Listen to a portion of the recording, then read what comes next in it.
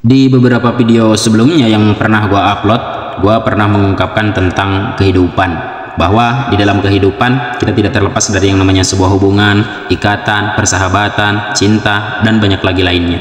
Tentu di dalam siklus atau di dalam konsep sebuah hubungan.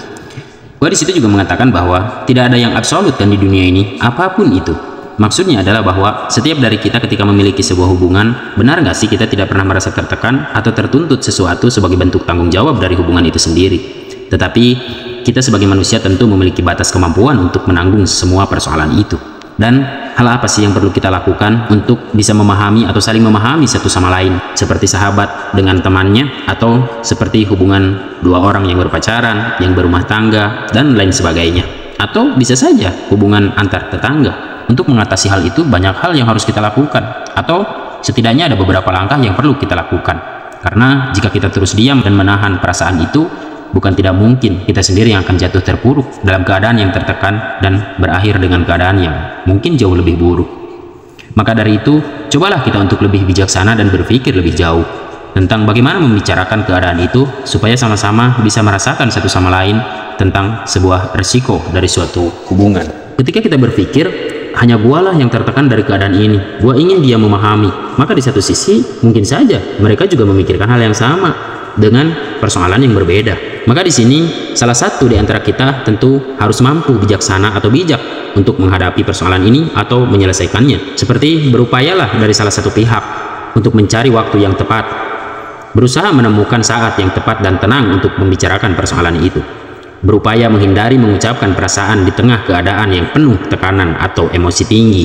Kemudian berupayalah menyampaikan persoalan itu dengan jelas, mengungkapkan perasaan dan pengalaman yang kita rasakan, yang kita alami dengan jelas dan ringkas. Hindari menggunakan bahasa yang rumit atau terlalu teknis agar perasaan kita mudah dipahami, atau kita pun akan mudah memahami perasaan mereka.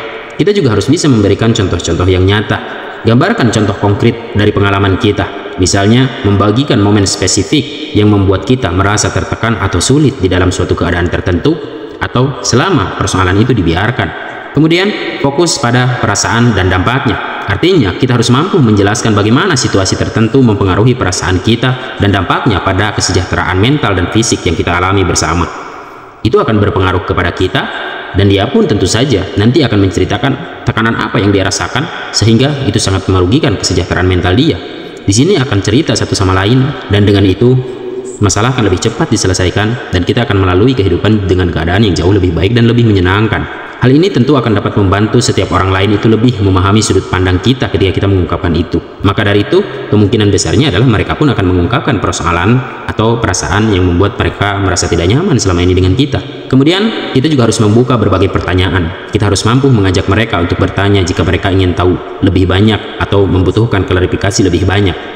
Hal ini memungkinkan percakapan menjadi saling berbagi informasi, sehingga kita dapat saling memahami satu sama lain. Karena pada dasarnya setiap dari kita pasti memiliki beban masing-masing, tuntutan masing-masing, kemudian kenyamanan masing-masing dan keinginan masing-masing. Harus bisa saling melengkapi satu sama lain. Jangan takut pula untuk meminta dukungan. Jika kita merasa perlu dukungan atau pemahaman lebih lanjut, jangan ragu untuk menyatakan kebutuhan kita. Terkadang orang-orang mungkin tidak menyadari bahwa kita membutuhkan dukungan mereka, tapi yang terjadi kita malah tertekan oleh suatu keadaan yang kita sendiri terlibat di dalamnya. Keadaan yang kita tidak pernah ungkapkan sehingga mereka tidak pernah tahu, dan apa yang mereka lakukan pun ya mereka lakukan sesuai apa yang menurut mereka itu benar, padahal kebenarannya adalah membuat kita menjadi lebih buruk. Kemudian kita juga harus mampu menggunakan bahasa dengan penuh empati. Kita harus bisa memilih kata-kata dengan bijak, dan kita juga harus menyampaikannya dengan alunan bahasa atau dengan cara yang bisa mengundang empati dari pihak yang lainnya. Kita harus bisa menjelaskan bahwa kita tidak bermaksud menyalahkan, tapi kita ingin berbagi pengalaman, dan mereka pun akan mengungkapkan hal yang sama. Kita harus berusaha untuk mengerti bahwa mereka bukan menyalahkan, tetapi mereka pun berbagi pengalaman atau menyampaikan apa yang mereka rasakan. Kita harus bisa juga memberikan solusi alternatif, karena pembicaraan panjang tanpa sebuah solusi akan membuat kita menjadi merasa buang-buang energi. Hal itu tidak baik untuk kita, juga untuk mereka yang sudah kita minta waktunya. Kita harus bisa menyampaikan bahwa kita terbuka untuk mencari solusi bersama, dan percakapan ini dilakukan tentu untuk mencari solusi biar kedepannya sama-sama mendapatkan kenyamanan dalam melalui setiap waktu dalam hidup. Kita harus menunjukkan bahwa kita ingin bekerja sama untuk mengatasi setiap tantangan dan rintangan yang ada. Mengungkapkan perasaan dapat menjadi langkah yang sulit. Jangan menganggap mudah dan jangan membiarkan hal itu membuat kita malah semakin jatuh dan tersungkur dalam keadaan yang bahkan mungkin lebih buruk. Dengan pendekatan yang bijak dan jujur, kita akan dapat membuka pintu untuk pemahaman dan dukungan dari orang-orang di sekitar kita. Dalam upaya untuk menyampaikan perasaan kepada orang di sekitar kita yang mungkin tidak sepenuhnya memahami, maka berbagi contohlah kepada mereka. Contoh yang konkret di mana setiap momen-momen tertentu yang membuat kita merasa tertekan atau sulit, kita harus menjelaskan persoalan itu secara spesifik, memberikan gambaran yang nyata atas perasaan dan upaya memperjuangkan dan mengendalikan perasaan itu. Karena setiap hari kita berupaya untuk tidak marah, untuk tidak emosi, untuk selalu memahami. Tapi kita pada akhirnya akan sampai pada batas yang dimana kita tidak akan mampu lagi menahannya. Kita harus fokus bukan sekedar hanya pada situasinya, tapi juga harus fokus pada perasaan dan dampaknya. Ketika kita berbicara persoalan yang rumit, yang menekan perasaan kita itu, apa yang kita rasakan, kita sampaikan dengan bijaksana. Maka kita bukakan pintu di sekeliling kita untuk lebih mendekatkan pemahaman diri kita atau membuat mereka lebih paham terhadap kita melalui sudut pandang dan pengalaman pribadi yang berbeda. Dalam menyampaikan perasaan, kita harus bijak memilih kata-kata yang baik demi menciptakan ruang untuk percakapan yang terbuka dan penuh pengertian satu sama lain. Kita jangan takut untuk menyatakan kebutuhan kita. Kebutuhan di mana kita ingin saling memahami satu sama lain agar mengurangi resiko tekanan satu sama lain, yang itu tidaklah baik bagi suatu hubungan, dan itu juga mungkin tidak akan baik dampaknya bagi sekitar kita. Kita harus benar-benar terbuka ketika kita menyelesaikan persoalan semacam ini.